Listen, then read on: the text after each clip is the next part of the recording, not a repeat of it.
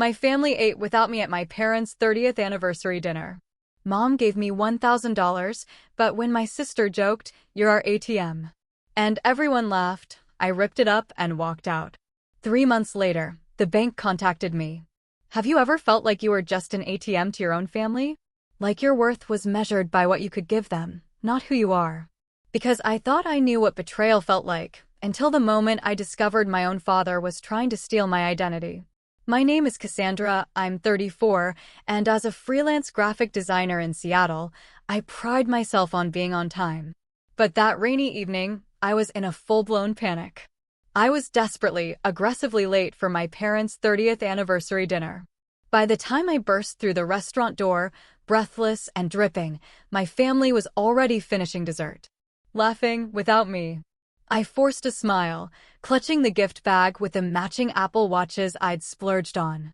I had no idea that night would become the ultimate turning point, the night I finally saw my family for who they really were. And trust me, it only gets wilder from there. From the outside, my family always looked perfect. My dad, Jack, 58, a bank manager at Seattle First National, always in suits that cost more than my monthly rent. My mom, Eleanor, 56, an accountant, meticulous about numbers and appearances. Then there was my older sister, Stephanie, 38. She walked the golden path, prestigious law school, partnership at a downtown firm by 35, perfect marriage to a surgeon, 2 photogenic kids in private school. And then there was me, Cassandra, the family wild card. I chose art school, not business or law. I became a freelance graphic designer instead of climbing a corporate ladder. My income fluctuated, sometimes feast, sometimes famine, but I was building a solid reputation, supporting myself comfortably in my small but charming Capitol Hill apartment. Family dinners were always a minefield. Conversations revolved around Stephanie's accomplishments, straight A's, debate team victories, scholarship offers. My B+ in math? A disappointed sigh and the inevitable, "Why can't you be more like your sister?" My creative achievements, winning art competitions or getting designs featured in local exhibitions, were treated as cute hobbies. "Art is wonderful, darling," my mother would say, patting my hand, "but you need something stable to fall back on." It stung. Every single time. Everything changed 3 years ago. I hit a stroke of pure, dumb luck. I bought a lottery ticket on a whim while getting coffee, something I never did. And to my absolute shock, I won $200,000.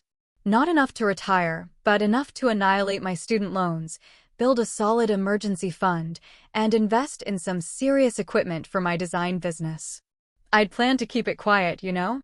But at a family dinner shortly after collecting the winnings, I made the mistake of mentioning it when my parents asked why I seemed less stressed. The dynamic shifted instantly. Suddenly, I wasn't the family disappointment anymore. I was a potential resource. It started small. My father needed a new car after his broke down. "Just a small loan," he said. "I'll pay you back when my year-end bonus comes." $7,000 later, the bonus came and went with no mention of repayment. When I gently brought it up, he looked wounded. "We paid for your college, Cassandra. Family helps family." My stomach churned. Then came my sister's request. My niece, Emma, wanted to attend a prestigious summer camp. For $1,000. Stephanie and her surgeon husband, somehow, couldn't spare it from their vacation fund. "It would mean so much to her," Stephanie cooed. "And it's not like you have kids to spend on." The words cut deep. "Is that all I am to you?" My mother needed a kitchen renovation. My brother-in-law needed investors for a business venture. My nephew needed a new computer for school. With each request, the amount grew larger, and the pretense of repayment vanished entirely. Any hesitation on my part was met with guilt trips about family loyalty or reminders of how I had gotten lucky while they had worked so hard. The most painful part wasn't the money itself. It was how clearly conditional their affection had become. Before the lottery win, I got obligatory birthday calls and occasional invitations. After, suddenly I was included in weekly dinners, added to group texts, invited on family vacations that I was subtly expected to subsidize. Yet, despite opening my wallet repeatedly, I never felt truly welcomed or valued. Comments like, well, it's not like you have a family to support, or at least your money is going to good use through us, were common. When I landed a major tech contract, a huge professional milestone, my accomplishment was completely overshadowed by my nephew's soccer trophy at the same family dinner. Despite all this, I still desperately craved their approval, their acceptance. So, when my parents' 30th anniversary approached, I saw it as an opportunity. A chance to reconnect, to show them I cared. I spent weeks researching the perfect gift, settling on those matching Apple Watches. I knew they'd love them but would never buy them for themselves. I wrapped them beautifully, wrote heartfelt cards, and even practiced a short toast. I was determined to be early for dinner at Canlis, one of Seattle's most exclusive restaurants. I bought a new dress, a sophisticated navy blue number that cost more than I usually spent. I felt confident, hopeful that this milestone celebration might finally mark a new chapter for us. As I left my apartment, I was genuinely excited. They were still my family, flaws and all, and I loved them. I wanted to celebrate their 30 years together. I checked my appearance one last time, grabbed my keys and the carefully wrapped gift, and headed out into what would become one of the most pivotal evenings of my adult life. What should have been a 20-minute drive turned into a nightmare commute. Seattle's notorious traffic, then a sudden downpour, reducing visibility to mere feet. My anxiety mounted as the clock on my dashboard ticked away mercilessly. Come on, I muttered, tapping my fingers as the line of red brake lights stretched endlessly. I was already 15 minutes late when I encountered the real problem, a 3-car pileup. Traffic was completely stopped on Aurora Avenue. Police lights flashed, and drivers ahead were turning off their engines. We were going to be there for a while. I immediately reached for my phone. Called my mother, no answer. My father, straight to voicemail. Stephanie, same. I even texted the family group chat, stuck in traffic due to accident. Will be late but on my way. Delivered, but unread. By the time I finally arrived, I was nearly an hour late. The maitre d' gave me a sympathetic smile as I rushed in, hair slightly frizzed. The Williams party? Yes, they're in our lakeside private room. They've already been served the main course. My heart sank. As I entered the private dining room, the scene felt like walking into a party I hadn't been invited to. Everyone was there, my parents at the head of the table, Stephanie and her husband, Daniel, my niece and nephew, even my mother's sister, Aunt Patricia, and her husband. 8 places had been set, one presumably for me. But no one had waited. They were all laughing at something my brother-in-law had said, forks clinking against plates of nearly finished dessert. My father was pouring more wine. No one noticed me standing in the doorway for several long seconds. It was my nephew who spotted me first. "Oh, Aunt Cassie is here," he said without much enthusiasm, barely looking up from his chocolate cake. Heads turned. My mother's expression shifted from laughter to a cool acknowledgement. "Well, look who finally decided to join us. We thought you might not come at all." "No, glad you made it. No, we were worried about you." Just a subtle accusation in her tone that cut deeper than any outright criticism. "There was an accident on Aurora," I explained, still standing awkwardly with my gift bag. "I tried calling everyone."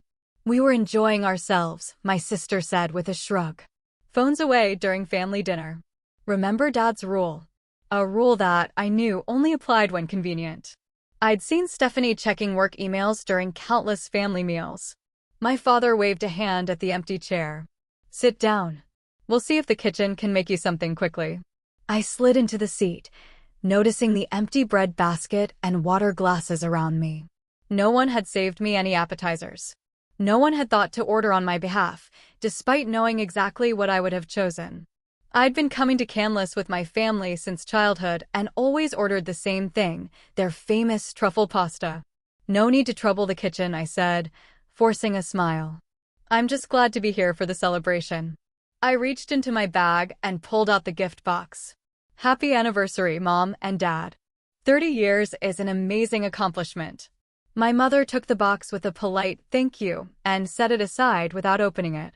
"Shouldn't we open Cassandra's gift?" my aunt suggested after an awkward pause. "Oh, of course," my mother said, as if it had slipped her mind. She carefully unwrapped the paper. When she opened the box to reveal the 2 Apple Watches, there was a moment of genuine appreciation. "These are very nice," my father commented, picking one up. "They're the newest models," I explained eagerly. "I got them engraved on the back with your wedding date, and they're already set up with your favorite fitness tracking app since you both mentioned wanting to be more active." "That's thoughtful," my mother said, but quickly closed the box and set it aside. Neither of them tried the watches on or looked at the engravings. The moment passed so quickly, I wondered if I'd imagined their brief interest. "Wait until you see what Stephanie and Daniel got them," my niece piped up. At 11, Emma had already perfected her mother's talent for redirecting attention. Stephanie smiled smugly as she handed our parents an envelope. Inside were documents for a week-long, all-expenses-paid trip to Hawaii, first-class airfare, beachfront suite at the Four Seasons. "We know how much you both love Maui," Stephanie said. "And you deserve to be pampered." The reaction was immediate and effusive. My mother actually teared up, getting up to hug both Stephanie and Daniel. My father clapped his son-in-law on the shoulder with a hearty, "This is incredible, son." For the next 15 minutes, conversation revolved entirely around the Hawaii trip. My gift sat forgotten on the side table. "That's the difference between having a real career and just doing freelance work," my sister's husband said in what he probably thought was a quiet aside to my father. But his voice carried clearly to where I sat. "When you make real money, you can do real gifts." No one contradicted him. No one defended me. My mother simply nodded in agreement while showing my aunt the resort photos on her phone. I sat silently, picking at the dessert someone had belatedly thought to offer me. The chocolate mousse tasted like ashes in my mouth. As the excitement over Hawaii finally began to wane, my mother reached for her purse and pulled out a folded piece of paper. At first, I assumed it was another card. I was wrong. "Before I forget," she said, her voice taking on a practical tone that immediately put me on edge. She unfolded what I now saw was the restaurant bill, smoothing it flat against the white tablecloth. "We need to settle the dinner check." My father nodded. "Quite a celebration we've had," he said proudly. I glanced at the bill. My eyes widened as I caught sight of the total at the bottom, $1,000. Even for Canlis, this seemed excessive for 8 people. "We reserved the private room and ordered the premium wine pairing," my mother explained, noticing my expression. "And of course, we had to order the full tasting menu for everyone, since it was a special occasion." Then she did something that left me momentarily speechless. She slid the bill across the table, directly to me. "We thought you might like to take care of this, Cassandra," she said with a smile that didn't quite reach her eyes. "Since you missed most of the dinner, it would be a nice way for you to contribute to the celebration." I stared at the bill, then back at my mother, waiting for someone to laugh, to say it was all a joke. No one did. Instead, there was an expectant silence. "You want me to pay for a dinner I barely attended?" I finally managed to ask, my voice smaller than I intended. "Well, we did reserve a spot for you," my father pointed out, as if that explained everything. "The restaurant charges by the person, and we had to pay for your place setting even though you were late. Plus, it's not like you have other expenses," my mother added. "No children to feed, no mortgage." Before I could respond, my sister Stephanie let out a short laugh. "Oh, come on, Cassie. Don't act so surprised. You've always been our family ATM since you won that money. Why stop now?" The table erupted in laughter. Even my niece and nephew joined in, though I doubted they fully understood the joke. My brother-in-law raised his wine glass in a mock toast to Cassandra's good fortune, which we all get to enjoy. More laughter, more clinking glasses. I sat frozen. The $1,000 bill before me, suddenly blurring as I fought back tears. 3 years of similar moments flashed through my mind. The loans never repaid, the gifts I was expected to provide, the vacations I had subsidized. Each request dressed up as a special circumstance, a one-time need, a family obligation. But Stephanie's casual comment had stripped away the pretense, revealing the brutal truth. To them, I wasn't a daughter or a sister. I was a convenient source of funds. "Remember when she paid for Emma's entire summer camp without even hesitating?" My mother reminisced, as if I weren't sitting right there. $8,000 for 6 weeks. "And the new roof for the lake house last year," my father added. That was what, $15,000? $22,000, I corrected quietly, but no one seemed to hear me. Oh, and remember Christmas? Stephanie continued, warming to the theme. When she got everyone those ridiculously expensive gifts, and all we had for her was that scarf from Nordstrom Rack? My aunt at least had the decency to look uncomfortable. Perhaps we should change the subject, she suggested. But my mother waved her concern away. Oh, Cassandra knows we're just teasing. She's happy to help the family. Right, dear?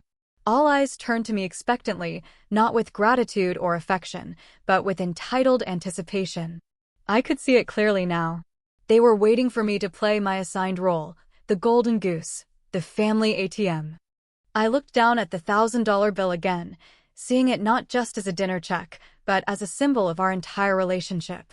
They had been dining out on my generosity, both literally and figuratively, for years. And for what? Not for love or respect or true inclusion. Just for what I could provide. The realization hit me with physical force, like a punch to the chest. I had been buying their affection, and they had been selling me a counterfeit version of family love. Is that what I am to all of you? I asked, my voice steady despite the storm of emotions inside me. Just an ATM? There was an awkward pause before my father attempted damage control. Now, Cassandra, no one thinks of you that way. We're family. We support each other. Support each other? I repeated, a bitter laugh escaping me. When was the last time any of you supported me? When I landed the Microsoft contract last year, did anyone even remember to congratulate me the next day? When I was sick with pneumonia last winter, did anyone bring me soup or check on me? Silence descended over the table. My mother fidgeted with her napkin. My sister suddenly became very interested in her wine glass. I thought so, I said softly. It only goes one way, doesn't it? My brother-in-law cleared his throat. Look, if you're having money problems, just say so. No need to make a scene. That comment, with its complete misunderstanding of my point, was the final straw. I wasn't angry about the money itself. I was heartbroken about what it represented. A family that valued me only for what I could give them, not for who I was. The silence that followed my brother-in-law's tone-deaf comment stretched for what felt like minutes, but was probably only seconds. I could feel everyone's eyes on me, waiting. Would I back down as I always had? Would I write the check with a forced smile to keep the peace? In that moment, something shifted inside me. A lifetime of seeking approval, of trying to earn love through generosity, of accepting scraps of affection in return for substantial financial support. It all crystallized into a single, clarifying thought. I deserved better than this. With deliberate calm, I picked up the $1,000 bill. My mother's expression relaxed slightly, assuming I was about to reach for my purse. Instead, I held the paper between both hands and slowly, methodically, began to tear it into pieces. The sound of ripping paper cut through the silence like a knife. First in half, then quarters, then smaller and smaller, until confetti-sized pieces fluttered onto the pristine white tablecloth. My mother gasped. Cassandra, what do you think you're doing? I looked her directly in the eyes. Have you lost your mind? My father demanded, his face flushing with anger. That bill needs to be paid. Then pay it yourselves, I replied, my voice steady and clear. I am done being the family bank. I stood up, smoothing down my dress with hands that were surprisingly steady despite my racing heart. For 3 years, I have given and given. Money for renovations, money for vacations, money for cars and camps and college funds. Did any of you ever say thank you? Did anyone ever offer to pay me back? Did anyone even acknowledge that these were not obligations, but gifts from someone who hoped it might make you finally see her as worthy of your love? My sister rolled her eyes. Oh, please. Don't be so dramatic. We're family. Of course, we love you. Do you, Stephanie? I countered, my voice tight with emotion. When was the last time you called me just to talk, not to ask for something? When was the last time any of you showed interest in my life, my work, my achievements? We're busy people, my mother said defensively. We have responsibilities, careers, children. And I don't. I shot back, a fire I hadn't known I possessed burning in my chest. My time, my work, my life is less valuable because I chose a different path? I have supported this family financially for years.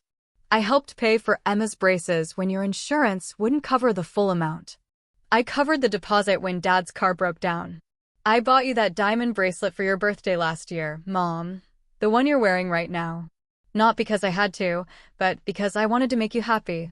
My mother's hand instinctively went to the tennis bracelet on her wrist, a $14,000 gift I had saved for months to buy her. If we are truly family, if we truly support each other, then why am I the only one giving? Why is my worth to this family measured only by what I can provide financially? My nephew looked confused. But Aunt Cassie, you have all that lottery money. You're rich. I was never rich, Charlie, I said gently. $200,000 is a lot, but it's not unlimited wealth. And most of what I had left went to all of you. My father's expression shifted from anger to calculation. If you're having money problems, you should have said something. We could have been more considerate. That response told me everything I needed to know. Not, we value you regardless of money. But we would have asked for less if we knew the well was running dry. This is not about whether I can afford it, I said, picking up my purse. This is about respect. About being valued for who I am, not what I can give. And clearly, that's not happening here. My sister scoffed. You're being ridiculously sensitive. It was just a joke about the ATM thing. Was it, Stephanie? I asked, my gaze steady. Because from where I'm standing, it feels like the most honest anyone has been with me in years. I reached into my purse and pulled out my wallet. I extracted $300 in cash, more than covering what would have been my portion of the meal had I actually been present to eat it, and placed it on the table. This covers my share. The rest is on all of you. Consider it the first boundary of many I will be setting from now on. My mother's face crumpled in what looked like genuine distress. Cassandra, please. It's our anniversary. Don't ruin this special night.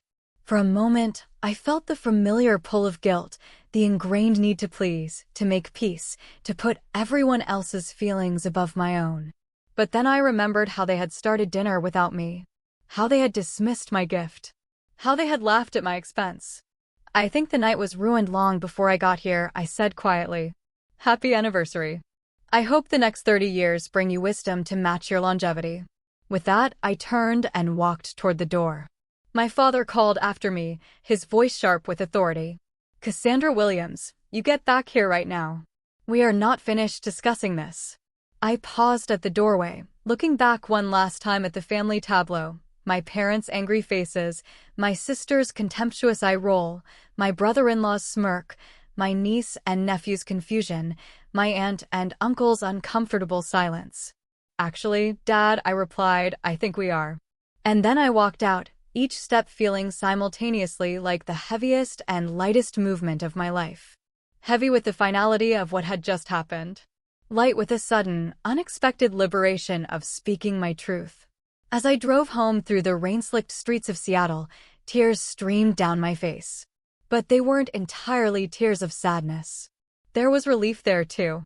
And something else I hadn't felt in a long time when thinking about my family, pride. Pride in finally standing up for myself, in refusing to be defined by their limited perception of my worth. By the time I reached my apartment, I felt both emotionally drained and strangely energized. I kicked off my heels, poured myself a glass of wine, and sat by the window, watching the city lights shimmer through the rain. For the first time in years, I felt truly seen by my family, even if what they saw was someone they couldn't manipulate anymore. I raised my glass in a solitary toast. To boundaries, I whispered to the empty room, and to whatever comes next.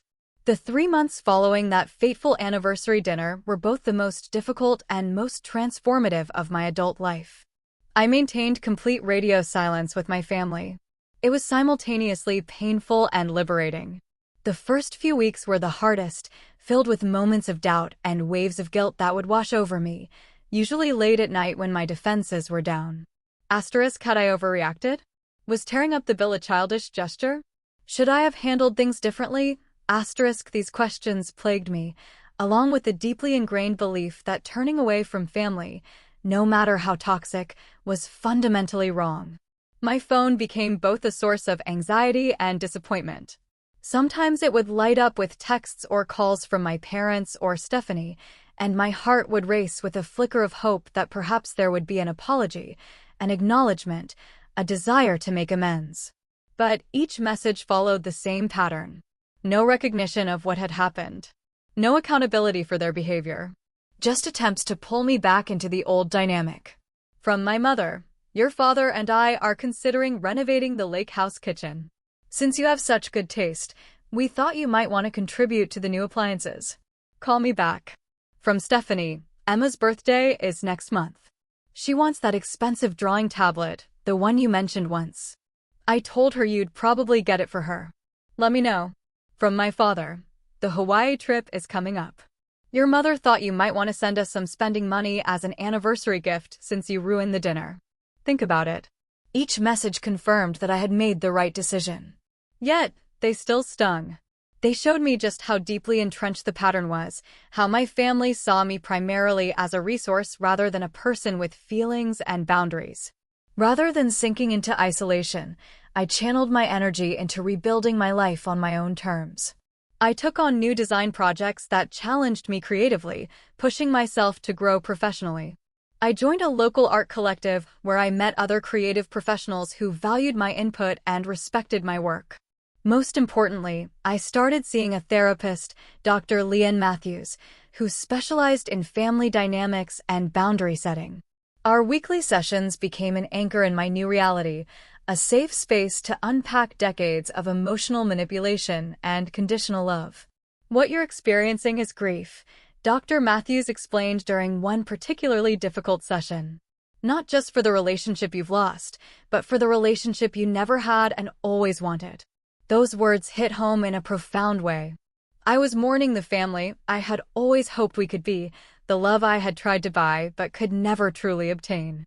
Family relationships shouldn't be transactional, she continued. Genuine love doesn't come with a price tag.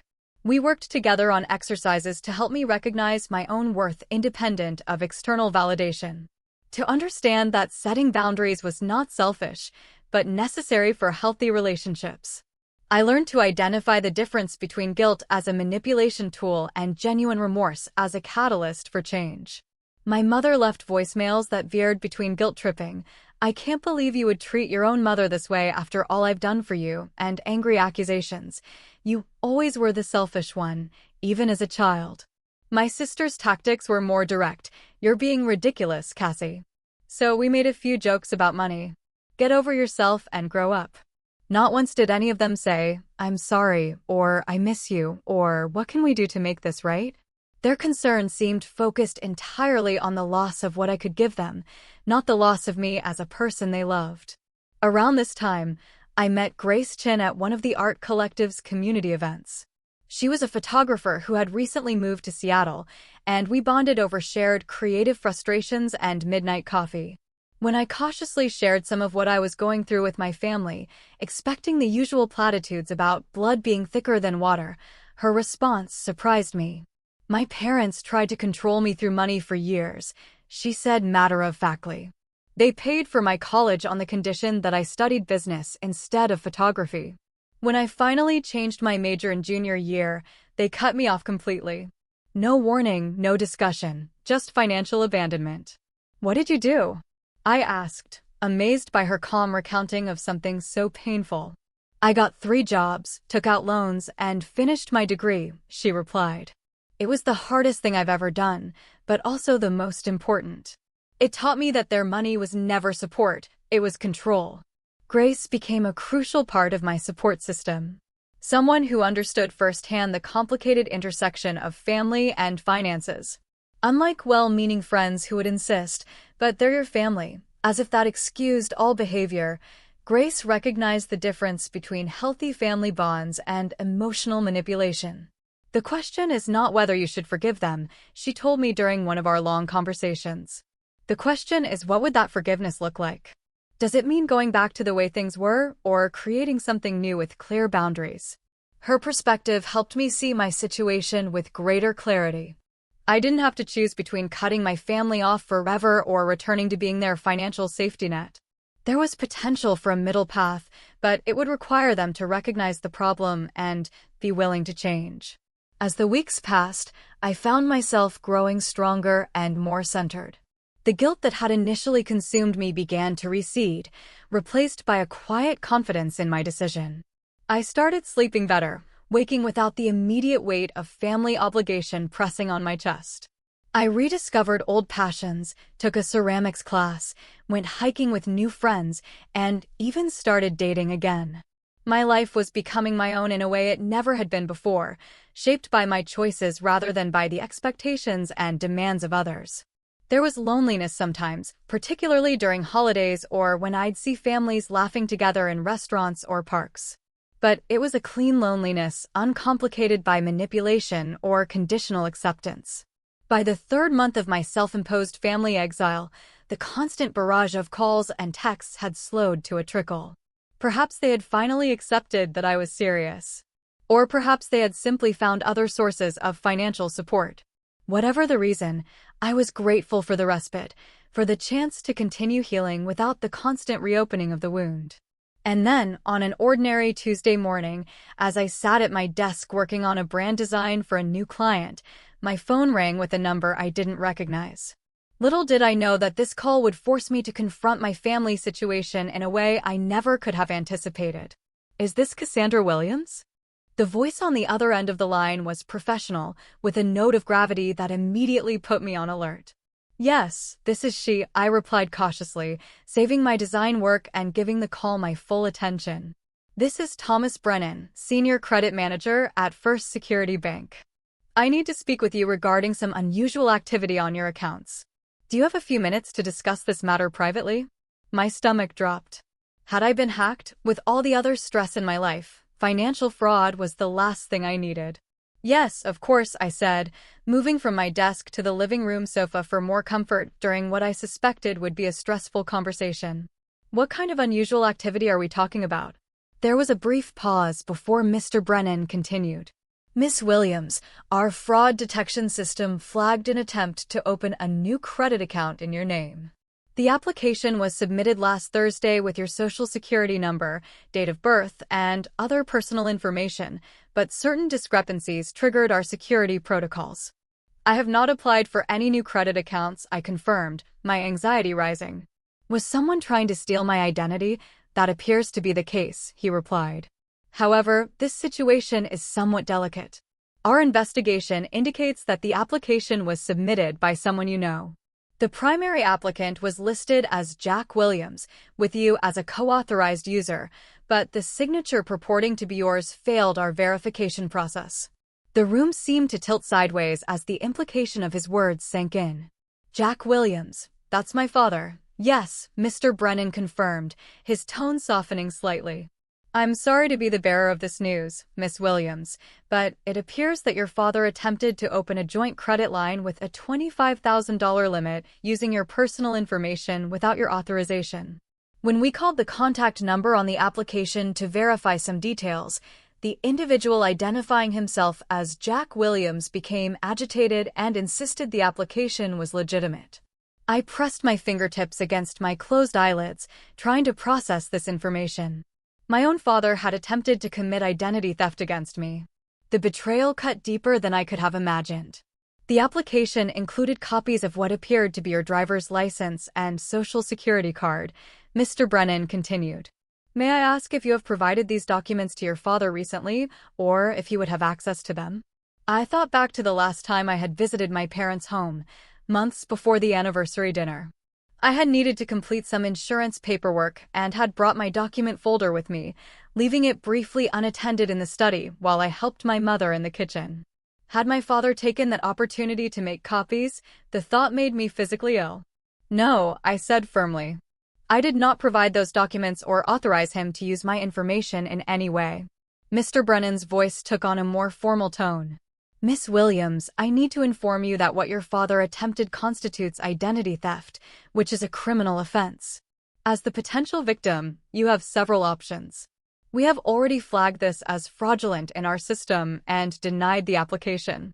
But you may wish to file a police report, particularly to protect yourself from any further attempts."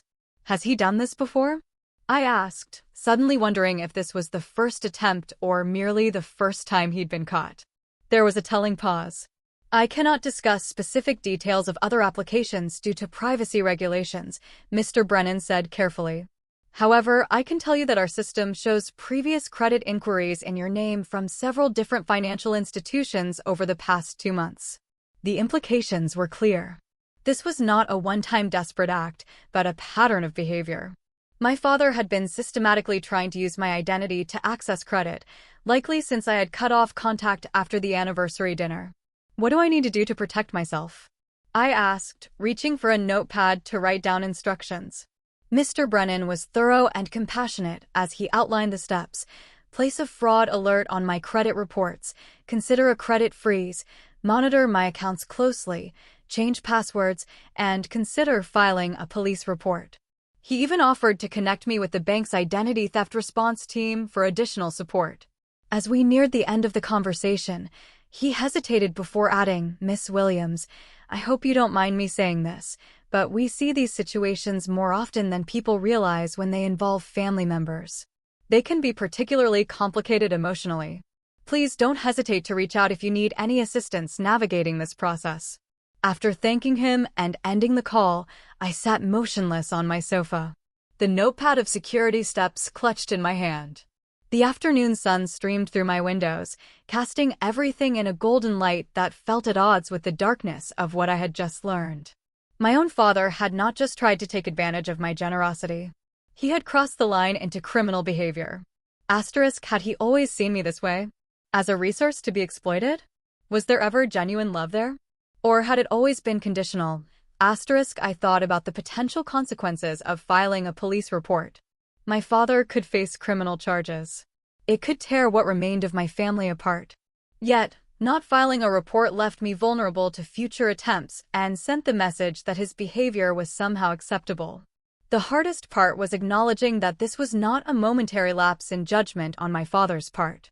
The multiple credit inquiries Mr. Brennan had alluded to suggested a calculated, ongoing effort. This realization transformed my pain into something sharper, more defined. This was not just about money anymore. It was about a fundamental breach of trust from someone who should have protected me. I picked up my phone again, not to call the police, but to call Dr. Matthews. I needed guidance before making such a significant decision. As the phone rang, I looked at the collection of family photos I still had displayed on my bookshelf. Holidays, graduations, vacations, moments that I had treasured as evidence of family bonds that now seemed as fraudulent as my father's credit application. Whatever decision I made next would irrevocably change those relationships. There would be no going back to pretending everything was normal. No sweeping this under the rug with an awkward apology at Thanksgiving dinner. The thought was both terrifying and strangely freeing. My therapist answered on the third ring. "Dr. Matthews speaking." "It's Cassandra," I said, my voice steadier than I expected. "Something has happened with my father, and I need to talk through my options." As I began to explain the situation, I realized I was entering yet another phase of this painful journey with my family. But for the first time, I was approaching it with clear eyes, free from the fog of guilt and obligation that had clouded my judgment for so long. After lengthy discussions with Dr. Matthews and careful consideration of all my options, I made a decision that honored both my need for self-protection and my complicated feelings about my family. I would not file criminal charges against my father, but I would take every other possible measure to protect myself and establish unbreakable boundaries. I started by putting a complete freeze on my credit at all 3 major bureaus, making it impossible for anyone, including my father, to open new accounts in my name. I changed all my passwords, set up fraud alerts, and even went so far as to have my mail delivered to a private post office box rather than my apartment. Then came the hardest part, confronting my family with what I knew. Rather than calling or meeting in person, which would have given them the opportunity to manipulate the narrative through tears or accusations, I wrote a detailed email. I sent it to my parents, my sister, and my aunt and uncle, laying out exactly what had happened. "I have recently discovered that Dad attempted to commit identity theft by opening credit accounts in my name without my knowledge or consent," I wrote. "This is not only a profound betrayal of trust, but also a criminal act. While I have chosen not to press charges out of consideration for our family, I want everyone to understand that this crosses a line that cannot be uncrossed. I am implementing complete financial protection measures and will have no further contact with anyone who minimizes, excuses, or enables this behavior. The responses came quickly and followed predictable patterns. My father sent no reply at all. My sister responded with defensive anger, accusing me of exaggerating and attempting to destroy the family over a simple misunderstanding. My aunt expressed shock and sympathy, but urged reconciliation for the sake of family harmony. My mother's response, however, was unexpected. 3 days after my email, she called. I nearly didn't answer, but something told me to take the call. Cassandra.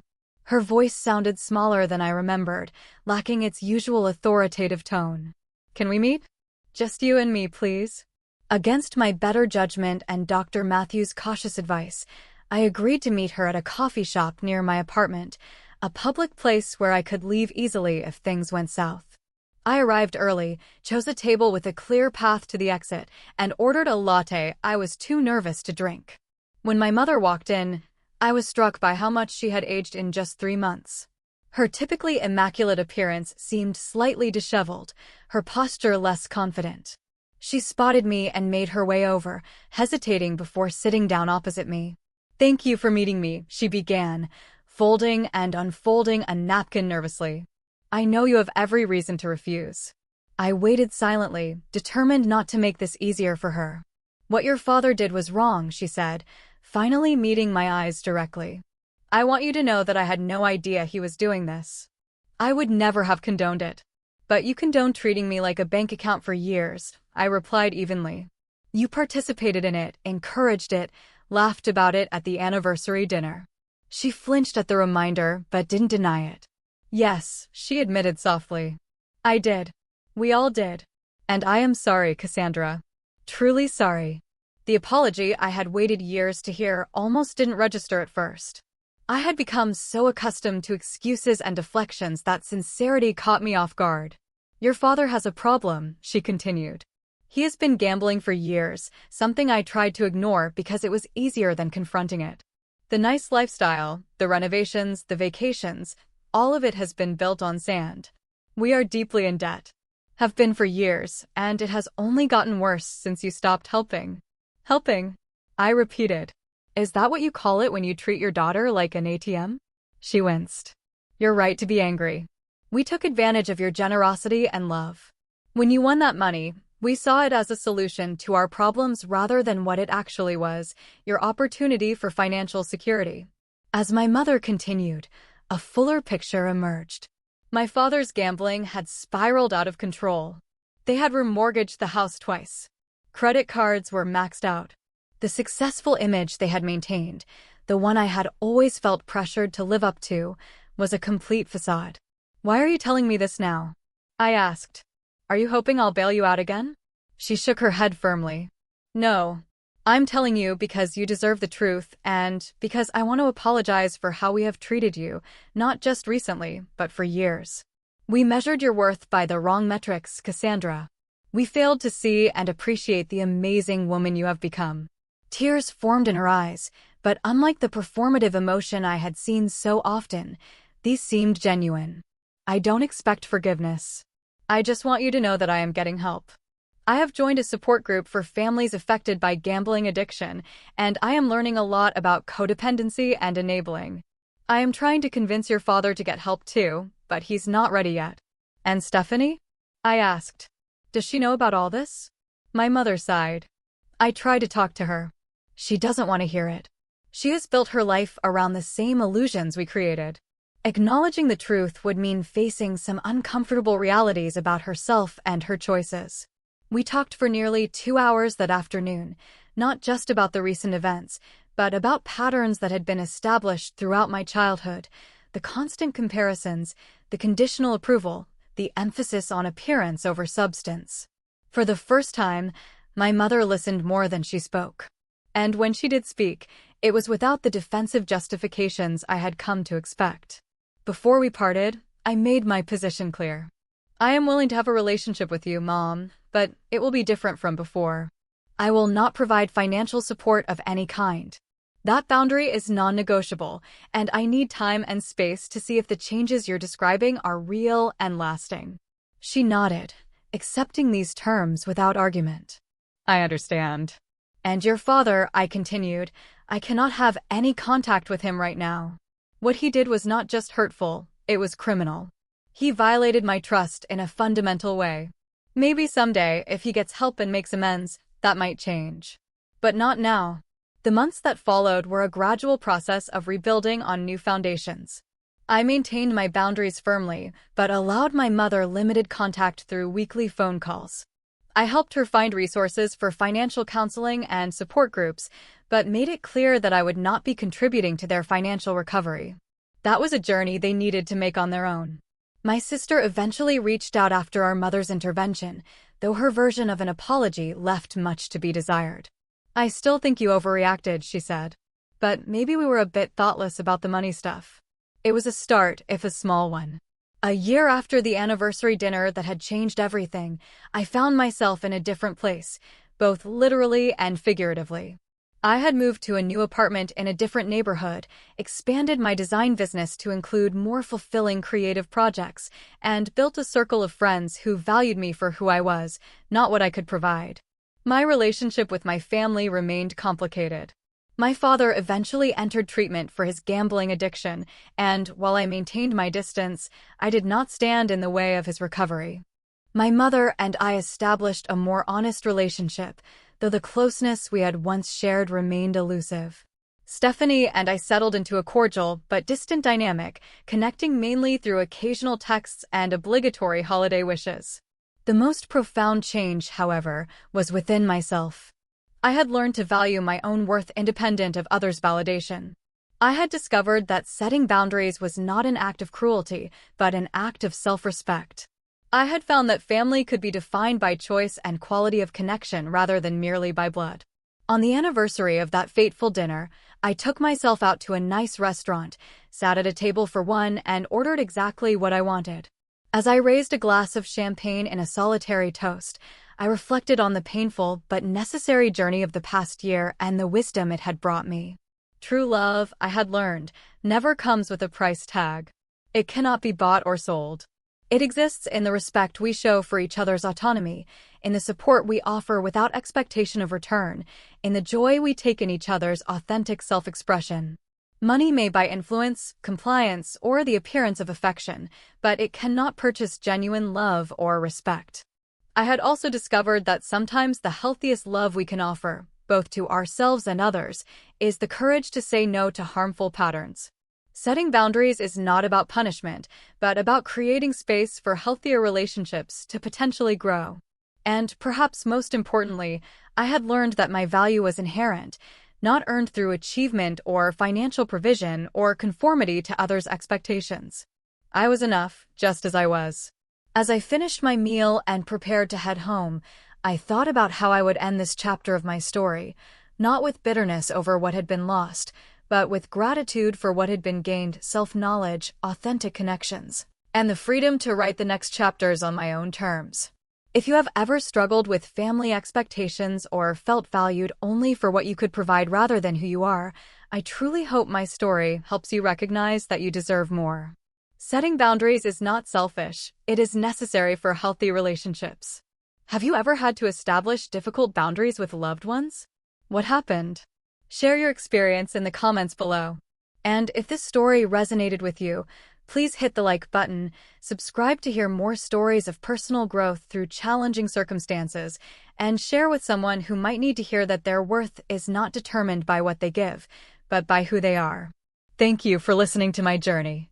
And remember, sometimes the greatest act of love is learning to love yourself first.